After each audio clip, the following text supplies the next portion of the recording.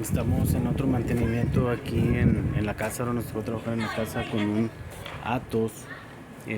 No estaba cargando el alternador.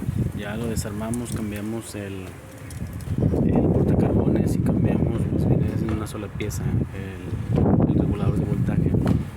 Cambiamos esa pieza, ya lo instalamos. No grabé ahora la instalación ni nada, pero pues aquí está el carrito. Ya quedó funcionando y ya está listo para entregarse. Otra chambita de gestión de suspensiones. Ya saben, citas 811-023-0273. Ahí estamos al pendiente.